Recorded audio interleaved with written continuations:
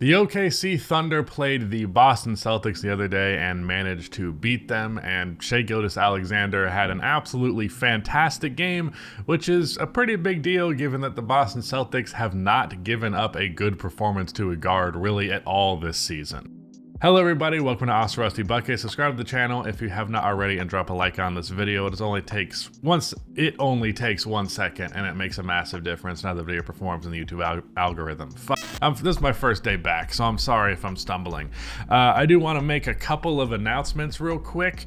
The second channel format's going to be a little bit different from the foreseeable future. I believe I mentioned this briefly, but we're going to cover 3 to 4 topics each video. And also there's going to be a new editor here. Not on this video, we'll introduce him with the next one, but things are going to be a little bit different for sure. With that said, the topics today are this Celtics Thunder game, talk a little bit about the Magic Warriors game, as well as some stuff that was said by the Warriors after the fact, a little bit of a follow-up of the OG RJ Quickly trade, and a little bit of Derrick White All-Star talk because that was something that happened over the break. So first things first, starting with the Thunder and the Celtics game. This was a really good game among 2 of the best teams in the entire NBA. In fact, after this game, I'm curious where the record is standing wise, because I know they were quite close. The Thunder are now 23-9 and the Celtics are 26-7. Celtics were on a 6-game win streak, I believe, that the Thunder managed to end, and this whole game really came down to their inability to stop Shai Gilgeous-Alexander. For a majority of the game, for the first half, it was fairly neck and neck, and then in the third quarter, of all people, it was actually Josh Giddey who went on a bit of a run that really elevated OKC. He has been pretty disappointing this season for OKC for a variety of reasons, and not looked like a very effective player, like the odd man out of this core. But in the fourth quarter, he went off. He finished the game with 23 points and 6 assists. He had a couple of threes in that quarter, a couple of floaters, got a couple of nice dimes. SGA with 36 points on 14 for 22 shooting, which is excellent. Really the only huge negative that I noticed in this game, I didn't check the box score, but proved to be true, 4 for 14 for Lu Dort. I don't necessarily want Lu Dort taking 14 shots. I will say he has been much better about that this year, so I'm not going to be too harsh. But that third quarter run that was primarily sparked by Josh Giddey gave the Thunder a decent lead. The Celtics started to make a comeback in the fourth quarter, but it was just a little bit too little too late. That in spite of the fact that they did make a genuinely pretty damn good push. A lot of that sparked from Derrick White being lights out from 3 in this game. Shot 5 for 9, hit a really clutch one in the corner. Porzingis hit a clutch shot in the corner that ended up being a 2-pointer instead of a 3, which really took the wind out of the sails for Boston as for a potential comeback, because that made it a 2-point game instead of a 1-point game. Fouled SGA, he hit both of his free throws. 4-point game with a couple of seconds left, had to get a foul on a 3. Jaylen Brown took a fadeaway out of the corner, did not get that shot to drop, and he didn't get many shots to drop period in this one, because Jaylen Brown scored 15 points on 4 for 18 shooting, 0 for 8 from outside. Another player who was like noticeably bad in this one. This was primarily an effort from obviously Jason Tatum as well as Porzingis. He had an excellent game, 12 for 18, and Derrick White, who, as I previously mentioned, was lights out from outside in this one. But as for why they ended up losing this game, it's because that point of attack defense, which has been so reliable for them, just didn't really stop Shai. And I'm not blaming any individual defender here for that, because, you know, it wasn't really their fault. Shai was just cooking regardless of what he was trying to do. I am curious about where Shai ranks among like slashers all time, because he is truly a remarkably talented slasher. I know you have to take into account like spacing and pace and all of that, by contrast to, like, you know, a Dwayne Wade, for example, did not have the luxury of the space that Shai Gilgeous has. But either way, I believe he had the highest points in the paint season by a guard in NBA history last year, and it doesn't seem like he slowed that pace in any capacity capacity. So yeah, overall for the Thunder, I felt pretty good about them this year. I was definitely on the hype train that a lot of other people were, but I didn't expect them to be this good. They have one of the best records in the entire NBA. They are second in the Western Conference, and it's by a difference of 1 game. They could very easily be the first seed in the West within a game or two, and that would also give them essentially the second best record in the entire NBA. They're right now at the 4th spot with a 1 game difference between them and the Milwaukee Bucks for number 3. Yeah, shit's ridiculous. OKC is really, really, really good, and I think with just a few adjustments, they can be genuinely, like, indisputably in the contender conversation. Chet Holmgren, as someone who I've not mentioned in this game specifically, but he is worthy of mention. He didn't have a standout performance or anything, but he did have 4 blocks. He had 7 assists. I didn't know that. That's awesome. But he's been ridiculous, and that's been a big reason why OKC has been even better than I expected, because while I expected Chet to be pretty damn good out of the gate, I didn't expect him to be as good as he is. Right now, I believe he is second on the Defensive Player of the Year ladder. I don't know if I would go with him over Gobert or Bam Adebayo, but if I had to choose someone that wasn't one of those two, it might be Chet. And I also think there is a strong case to be made that Chet is an all-star this year, because he has been the second best and second most important player for the Thunder more often than not. He definitely is on average, and the Thunder are, as I mentioned, one of the best teams in the entire NBA. I know rookies being all-stars doesn't happen all that often, but it does happen, and I think we're being a little dumb if we're just going to be like, well, he's a rookie, therefore he can't. Like, if he's playing like an all-star, he's playing like an all-star, and I truly think he has a very strong argument to be made that he is doing exactly that. Moving on briefly to the Orlando versus Warriors game. I wanted to check this one out specifically because these are two teams who are kind of in opposite positions in terms of where they are at this point in the season versus where they started, because the Magic have not been very good lately and the Warriors have been very good lately. After the Magic started the season really good, I believe they were the 1 seed in the East at a certain point, or at least 2. They're down now to like 4 or 5, I think, and they are 3-7 in their last 10 games, which is not exactly good. Their defense has not maintained at the best in the league level that it was initially, and the offense was already not great and has slipped from not great to straight up bad. Don't get me wrong, I think the Orlando Magic are going to be a playoff team this year, but I also felt like people were a little too quick to crown them early on in the year. I remember when the season was towards its start, first 10-15 games or so, someone said that we should talk about the Orlando Magic the same way we're talking about the Thunder.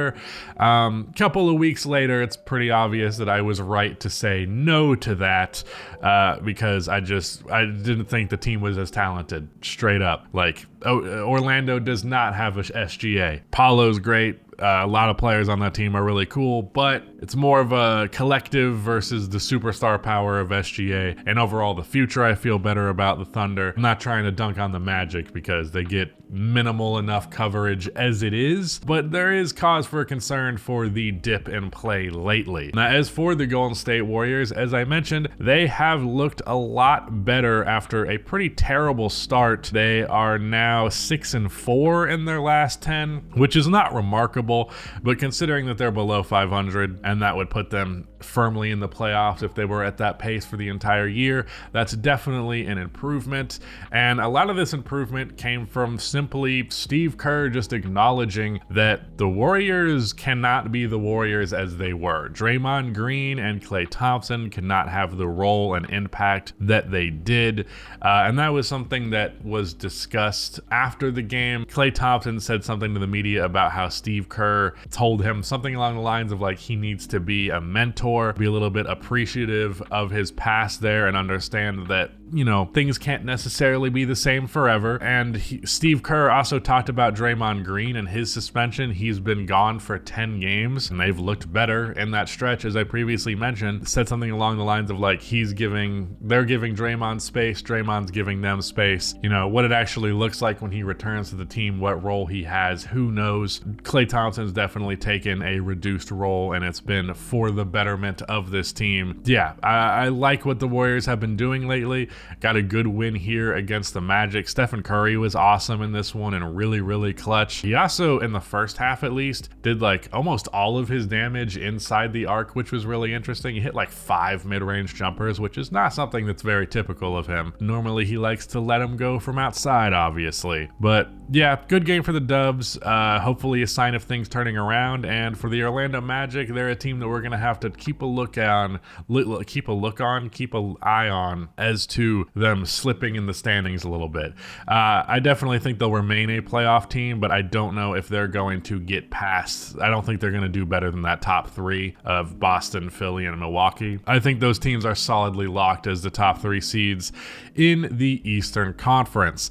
Let's talk about the OG Anunoby / RJ Barrett, Emmanuel Quickley trade. Also Precious Achiuwa and Malachi Flynn, I believe, also was moved in this deal. Precious got a little bit of minutes. I don't know if Malachi played, and I didn't really think much of those Precious minutes, but I did think a lot of the OG minutes. OG was really good, and the Knicks offense in general looked really, really, really solid with OG out there. It's just not as clunky anymore. Julius Randle had a monstrous game in this one, and I think it's just because him and RJ were just not beneficial to each other as players on the floor together. They got in each other's way quite often. I think RJ's inconsistency as a spot-up option definitely made Julius Randle's life as an isolation player more difficult, and I think the spot in the floor that Randle would operate was kind of hindering RJ's ability as a slasher. So on the Knicks end of things, OG looked really, really good. I believe he had the highest plus minus on the team, was like 3 for 5 from outside, played great defense as he always does. He's one of the best wing defenders in the entire NBA. So yeah, on that end of things for the Knicks, it looked good. This is a move that I did my initial reaction to. I also forgot to include the Precious and Malachi thing at that time, so my bad. I was reacting to it fresh. But I do think this move has the potential to be a win-win. I think the Knicks, even though they're losing some depth, I think the team just might make a little bit more sense with OG there. And I also think that these guys, RJ and Quickley, are really interesting for Toronto. One last thing I want to say about OG is I saw a lot of people compare him to Luol Deng just because he's playing under Tom Thibodeau. And I honestly think that's a pretty apt comparison. Big forward. Luol was definitely taller than OG, but a big forward, one of the better perimeter defenders in the entire league. And then offensively speaking, like able to do a little bit of creation, but mostly like spotting up or attacking closeouts and things like that, and being a good filling option on the offensive end, but not a focal point. Granted, back when Luol Deng was playing, 17 points per game was a lot more than 17 points per game is now. But one way or the other, I like that comparison. Hopefully he can survive the 40 minutes per game that he's about to get, and the medical staff almost killing him, because I'm pretty sure that happened to Luol Deng. But on the Raptors end of things, Quickley is immediately you noticed a spacing difference. They've been going with Dennis Schroeder as their point guard, and Dennis is just such an inconsistent three-point option, a painfully inconsistent one. Quickley, I think he hit like 3 to 5 threes in this one. RJ Barrett offensively got his shots a little bit easier. I think he only hit 1 of like 2 3-pointers, but he drove inside a good bit. He did have 5 turnovers, so that's not ideal, but he was efficient scoring the ball, which is something that he has not been lately. You don't like the 5 turnovers, but the efficiency is solid. The Raptors as a whole, I really liked how they looked in this game. Pascal Siakam had a really big performance. I don't want the Raptors not to blow it up, because I've been saying forever for them to do that. And RJ and Quickley can still have a role within that circumstance, but at the same time, I was looking at that Raptors squad with these new guys, and I was like, I kind of like this team. I don't think they can go far necessarily, but it's been a while since I've enjoyed a Raptors game. Generally, when the Raptors are on, I'm annoyed because I say this all the time about the Raptors. I just feel like so many things should be so different about that franchise and the players involved, and it just bothers me that it's not. But purely from a basketball perspective, I very much enjoyed what this team looked like with Quickly and RJ. I liked how the Knicks looked. I really think this can be a win-win deal.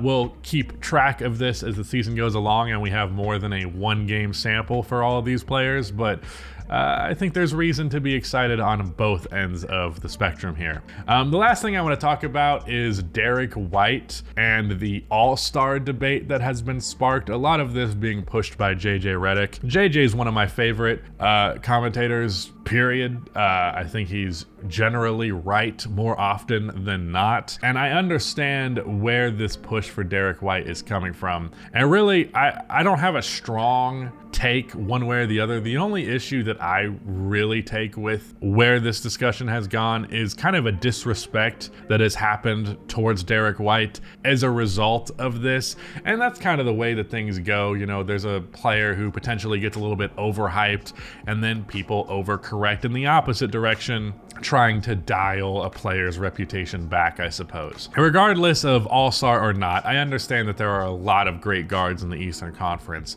but Derrick White has consistently been, I'll say, the third most important player for Boston. I don't know if this counts as a hot take, but I'll say at least in the Celtics games that I have watched, Jaylen Brown has been the fourth most important player to that team. It would go Jason Tatum 1, Kristaps Porzingis 2, and Derrick White 3. I don't know how important that is. I think the pecking order is not all that essential for Boston, but in terms of guys who I see regularly being the reason that Boston wins, it's those guys in that order, and then it's Jaylen Brown. But that aside, Derrick White is awesome, man. Defensively, one of the best point of attack defenders in the entire league.